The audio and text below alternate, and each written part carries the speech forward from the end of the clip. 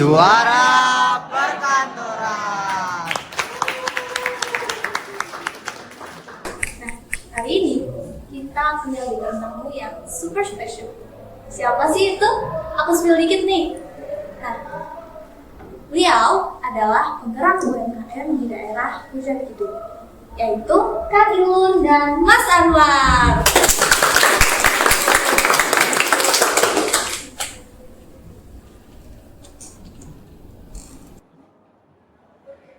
Sebelum ke Kang Ilun dan Mas Anwar, saya mau nanya ke Kak Pur saya dulu nih Pak.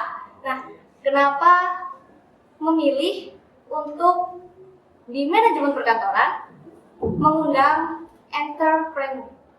Oke, Assalamualaikum warahmatullahi wabarakatuh. Waalaikumsalam warahmatullahi wabarakatuh. Oke, di sini di manajemen perkantoran kita ada pelatihan entrepreneur. Kenapa?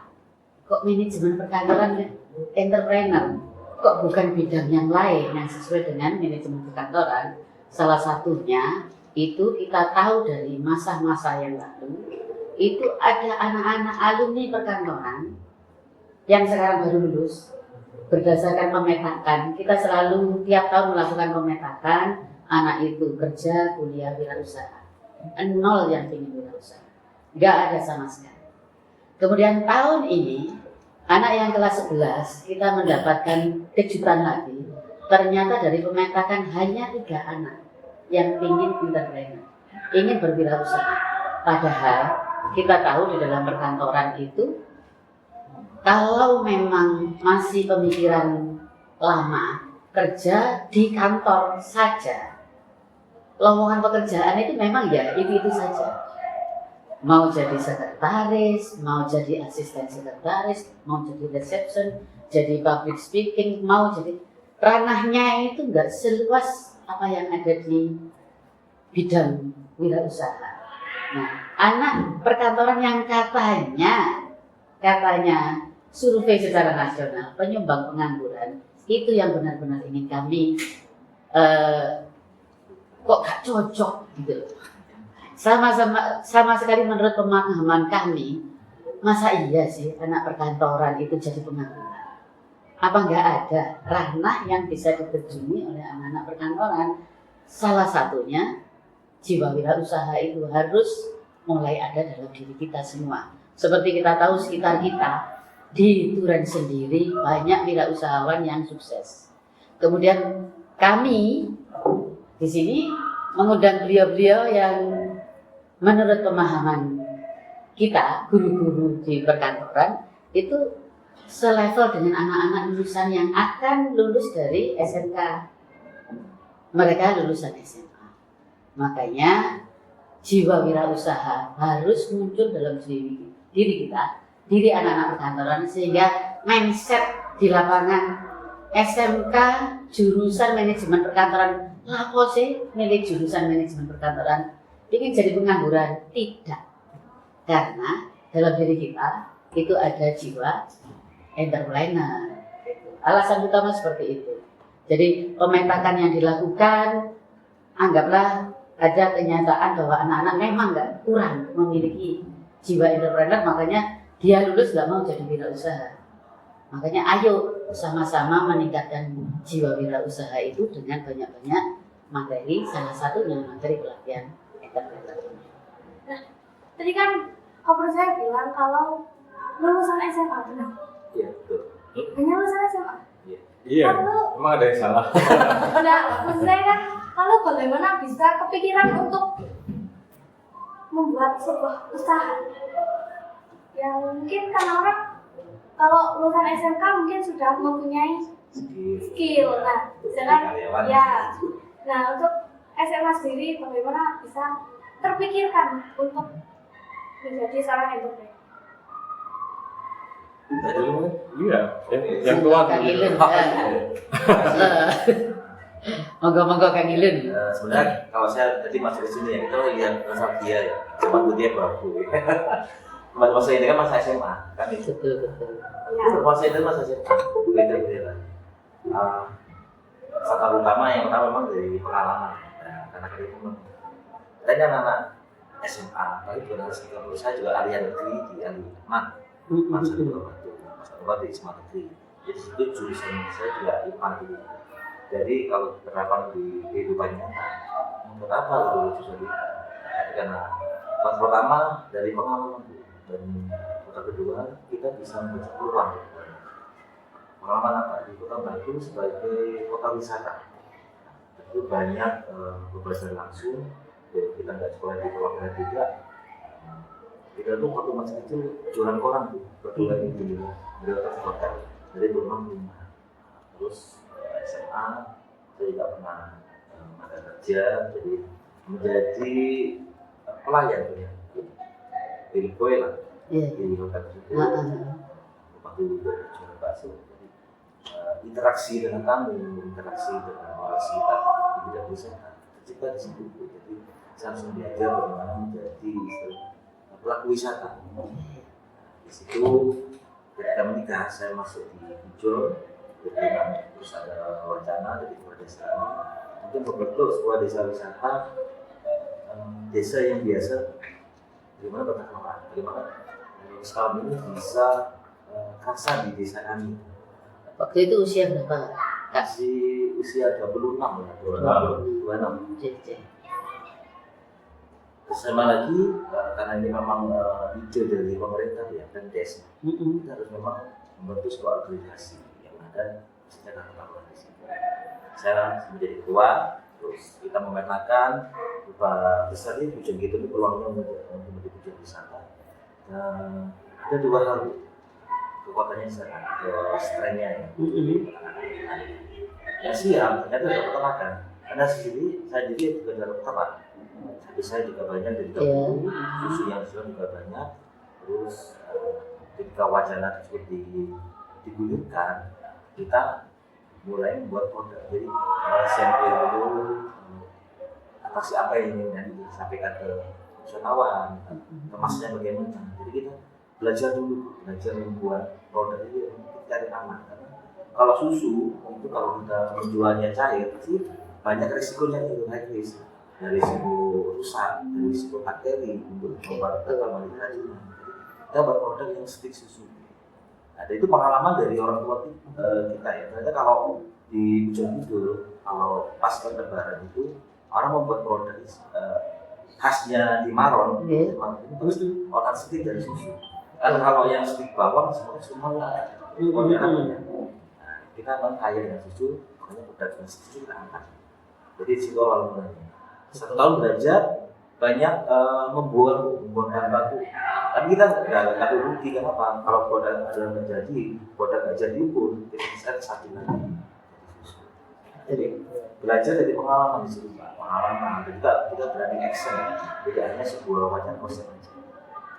Terus keduanya kita cari relasi bisa juga relasi dari mereka yang ahli di dunia pariwisata. Terus suatu masalahnya ahli mereka masalahnya ahli di bidang itu melakukan manajemen bisnis. Jadi kalau kita ya membentuk suatu usaha itu nggak bisa berdiri sendiri atau berjalan sendiri, harus kolaborasi dengan orang. Tadi kan kolaborasi.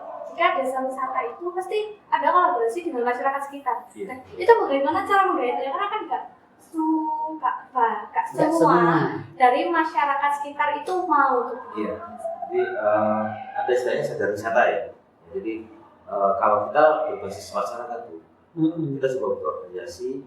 Jadi ada sinkronisasi dari Pemdes dan organisasi kepemudaan. Di situ harus sadar wisata dulu. Prosesnya apa aja? Masyarakat kita di Jogja, mereka sadar wisata setelah kita memonetisasi namanya wisata.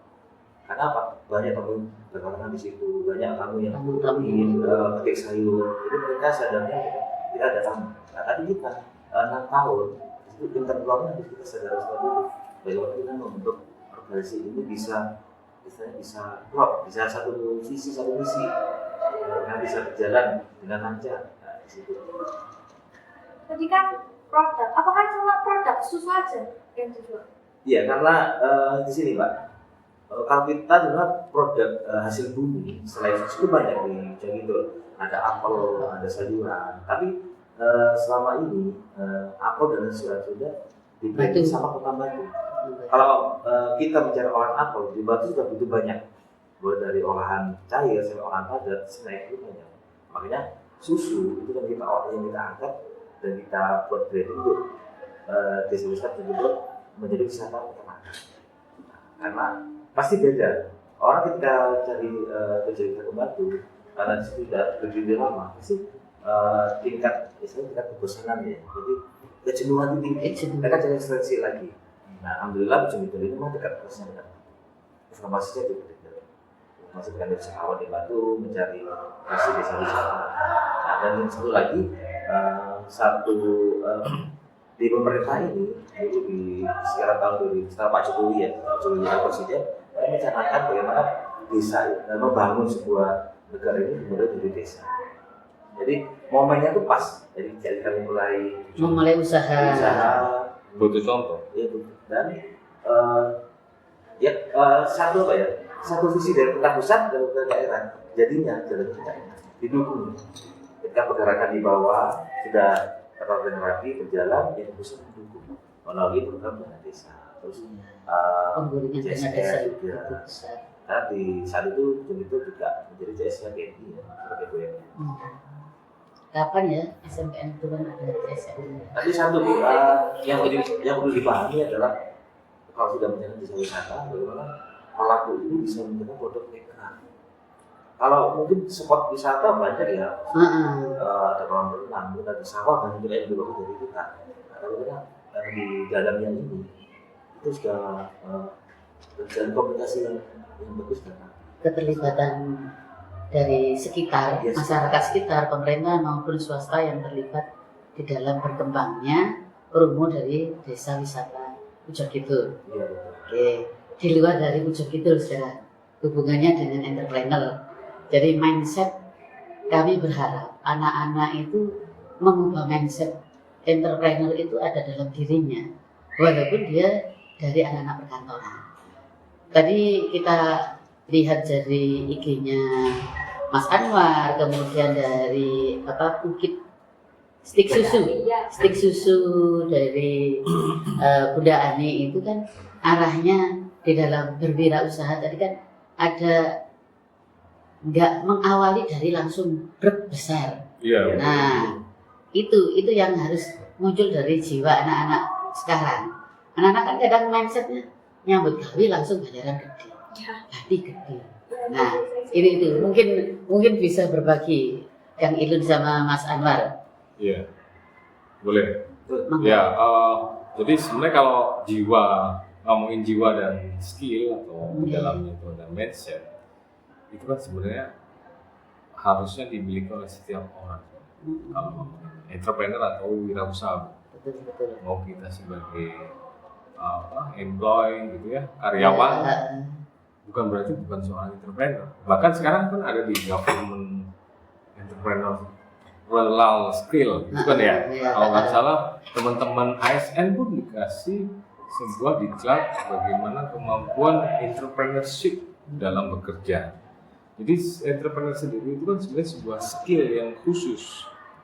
Tidak semua pengusaha ataupun pebisnis punya jiwa entrepreneur yang bagus. Sehingga banyak pengusaha yang nafasnya jangka pendek, nggak jangka panjang. Iya, by event gitu ya, atau memilih bisnisnya yang bukan bisnis real gitu. Itu kan banyak juga.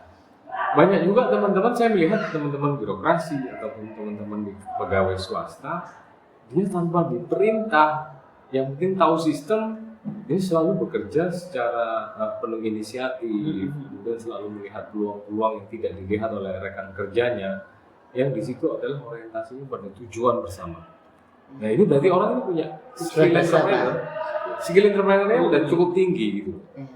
Jadi ketika kita bicara ngomongin entrepreneur, dia adalah sebuah skill, soft skill yang wajib dimiliki oleh setiap lapisan masyarakat dimanapun, di level usia manapun.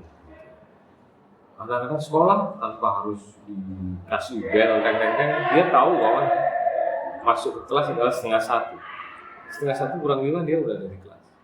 Itu sebuah skill entrepreneur, mindset. perilaku, karakter menjadi budaya. Sehingga kalau ini bergerak bersama-sama, jiwa entrepreneur itu ada di governance, ada di masyarakat, ada di pelaku swasta apalagi, maka 3 pilar ini juga bisa menggerakkan bangsa ini untuk menjadi budaya entrepreneur yang maju.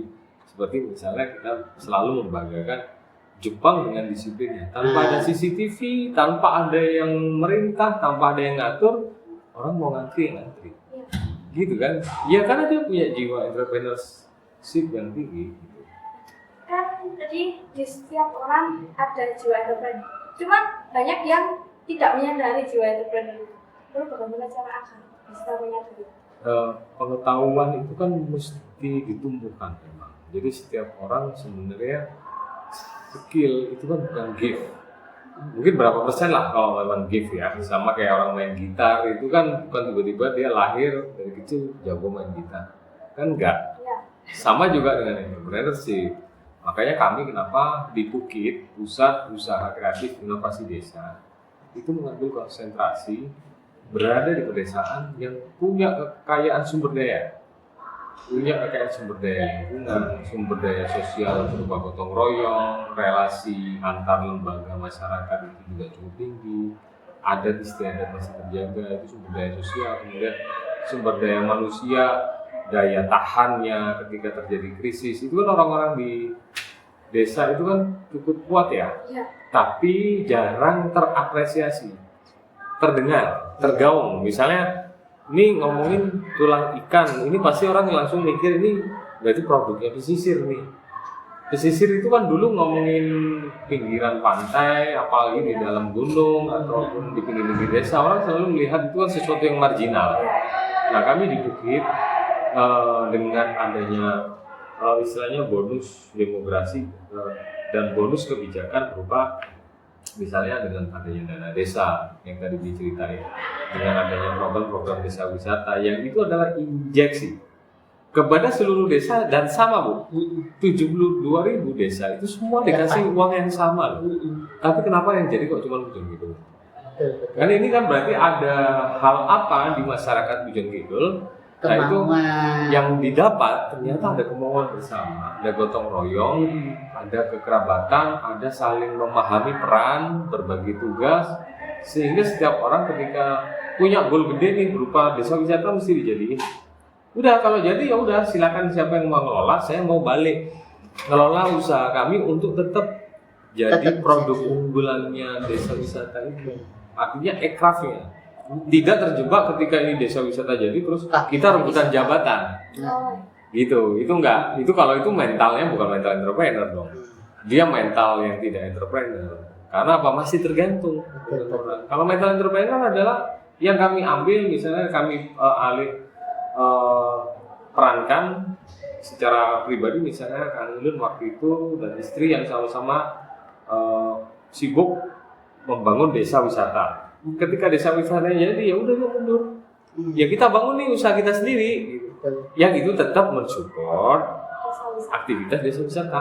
Desa wisata ada atau enggak tetap kita produksi. Gitu. Jadi entrepreneurship ini yang mau kita tularkan.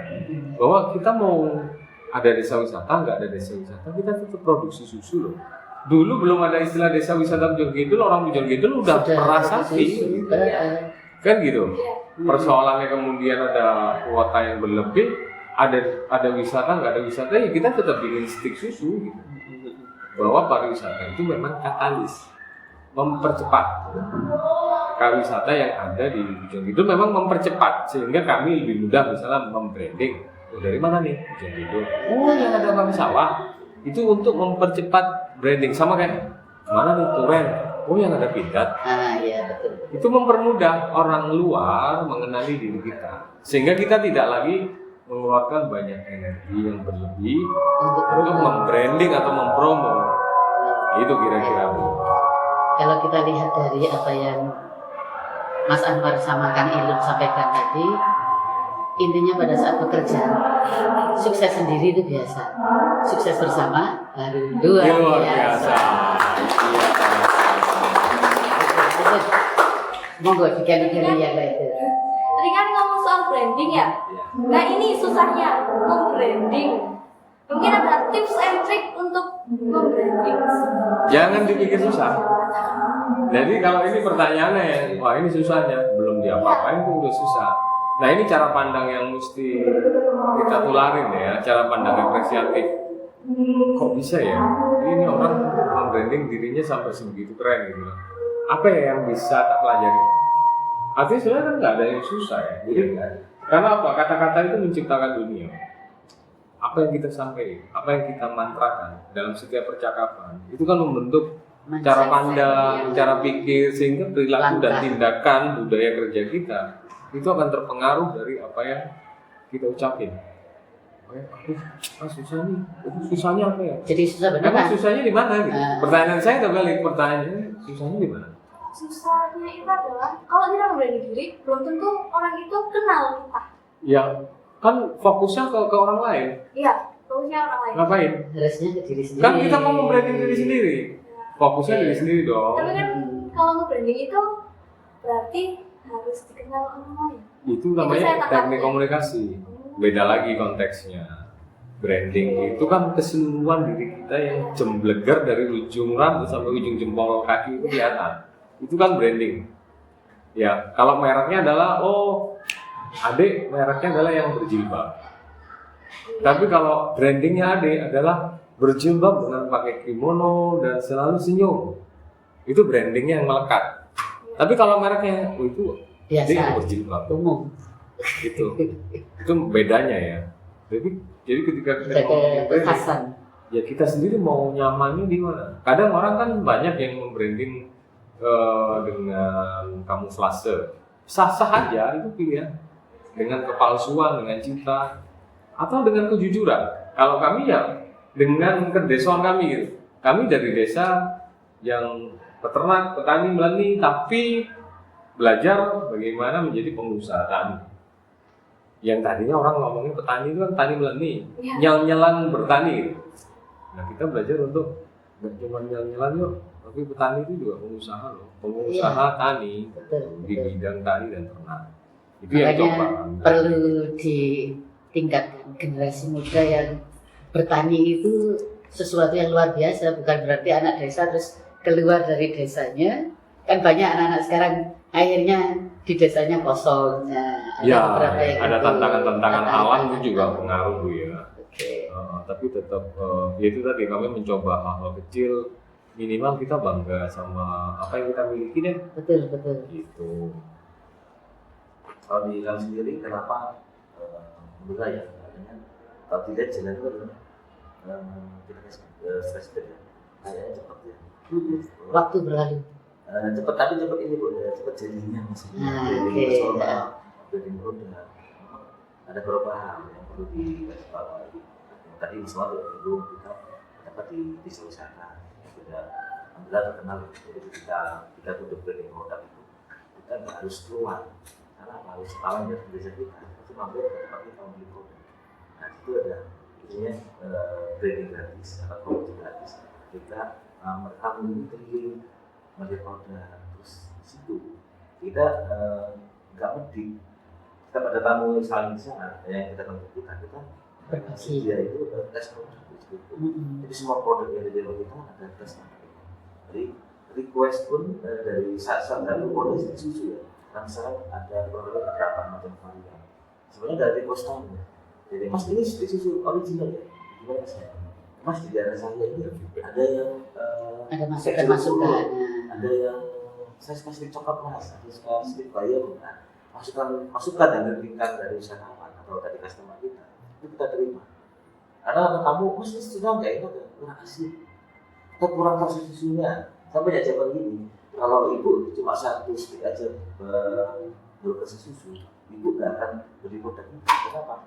Ibu cukup satu makan udah terasa susunya, berarti udah selesai. Kenapa harus makan bisa sampai 15 detik baru terasa? Supaya memang dia penasaran. Gimana ya? Mana sih produk stick susu kok nggak ada susunya? Tapi setelah malam kok ada susunya. Nah di situ. Durinya keluar. Ya, durinya keluar. Terus kegiatan di UMKM tidak hanya supportnya dari tingkat desa juga ya. Jadi Alhamdulillah dari tingkat kabupaten, tingkat provinsi itu sering mengajak kita untuk ekspo di situ. Di setiap ekspo tujuan kita bukan menjualan Pemenangan. produk, jadi kita satu nama atau mungkin poster atau mungkin flyer itu sebar. Terus kita jangan mundut untuk customer ini mengizinkan ke kita semua. Jadi produk kalau kita ada stok ya kita start, kita buka package ceritanya bagus, kita buka biar tahu rasanya. Tahu rasanya. Jadi penjualan itu paling banyak di saat expo selesai. Mereka menghubungi kita, bisa nggak kirim dengan jumlah sekian, jadi di situ Mbak. Pameran sampai di mana saja kan? Selain Selain di kami nasional masih gitu ya, tapi di tingkat Jawa Timur aja, alhamdulillah mungkin rezekinya customer-nya itu sudah datang dari berbagai daerah. Kalau di desa kita sendiri memang sudah hampir seluruh Indonesia yang datang ke tempat kita. Ya, rezekinya kawasan Batu, Malang Ya, ya, secara umum ya. Menjadi Malang itu kan sebuah Jujukan. spot ya, destinasi. Dan ini yang motivasi saya yang paling dulu ya, paling saya pendam. Banyak ketika saya di Batu kerja di hotel itu banyak pengusaha itu yang datang ke Batu, dia bawa produk dari luar daerah itu. Nah, dalam tanda kutip, kenapa saya yang anak daerah nggak bisa seperti itu? Kenapa harus orang luar yang mereka bisa membawa berkah dari tamu-tamu yang dari ada. wisatawan. Jadi sedikit motivasinya. Jadi kalau misalnya ada pepatah jadilah raja di negeri sendiri seperti itu. Jadi itu masih dulu ya kita masih kerja di hotel. Jadi motivasinya di situ.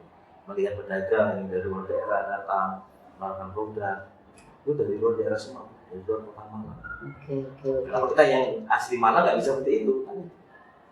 Kalau dari yang diproduksi produk unggulan kira-kira apa? Kalau kebetulan untuk sampai sekarang sih memang brandnya susu ya. Tapi produk yang teralis menurut dia ada 5 ya. Ada stik susu, putih gajah, ada permen, terus olah susu cair, dan yang terbaru adalah cara mas apa. Di mana semua daerah itu bisa berproduk dari cara mas ubi, kita dari cara mas apa. Oke. Semoga nanti anak-anak muda terinspirasi dari apa yang dikatakan Kang Ilun sama Mas Anwar. Mas Anwar ini kok lihat-lihat ada nuansa yang berbeda. Ada rock-rockernya gitu ya. Iya. Ada rocker-rockernya itu. Saya cek-cek di IG-nya bahkan ada Arema. Ya, Presidium Aremania. Iya. Ya, saya salah satu dari 7 Presidium Aremania. Kalau di Grassrock, Manajer Bu. Musik ya, suka musik. Oke. Grassrock itu Band rock rock. keras. Tahun berapa itu? Loh, sampai sekarang masih ada. Ya, Anak musik. perlu menjadi Buat anak-anak musisi kalau mau belajar art rock yang benar mesti dengerin Grass Rock. Saya di Rockbas, Pak. Basis. Oh iya, Iya, saya basis. coba dengerin Oke. Grass Rock. Persis, nah alurnya apa? Pop. Oh, Pop aja. Oh nggak apa-apa. Kalau di sekolah lebih ke pop. Enggak kan punya ini, Iya. basic line-nya. keterampilan itu. kalau masih muda sebenarnya harus semua Genre, tahu. genre. Tahu macam-macam genre. Jadi Dengan dari mana? menyeimbangkan Ke kesenian. depan itu gini Bu, jadi ternyata ke depan dengan digital ya, ini kita Iya. ngomongin entrepreneur di era digital dan AI dan segala Ya, macam. betul. Justru semakin multitasking itu gitu. Harus. Jangan terjebak dengan spesifik satu keahlian. Jadi itu yang udah kami rasain. Iya. Dulu kami itu dianggap nggak jelas sama orang. Kok semuanya dikerjain? Ternyata kerasanya nih justru di era digital. Oke. Karena kita dituntut multitasking. Bos. Tapi kalau saya itu multitaskingnya nanggung. Oke. Ya kan perlu terus masih Ini satu pengalaman. jam Perlu. terbang. Jam Itu jam terbang. terbang. Butuh pengalaman. Dengan kita menyeimbangkan jiwa seni kita, jiwa entrepreneur kita dengan apa yang kita lakukan di masyarakat sekitar kita, semoga kita bisa menyeimbangkan itu semua dan kita Iya. menjadi orang-orang yang berhasil. Amin. Para penonton podcast Turen One dan podcast Super, ini kita akan mendapatkan informasi-informasi yang lebih lagi, motivasi-motivasi yang lebih lagi. Oke. Tapi Terus biar ya? gak ketinggalan, jangan lupa like, comment, dan subscribe biar gak ketinggalan video inspiratif dari kita. Bye bye guys. Bye.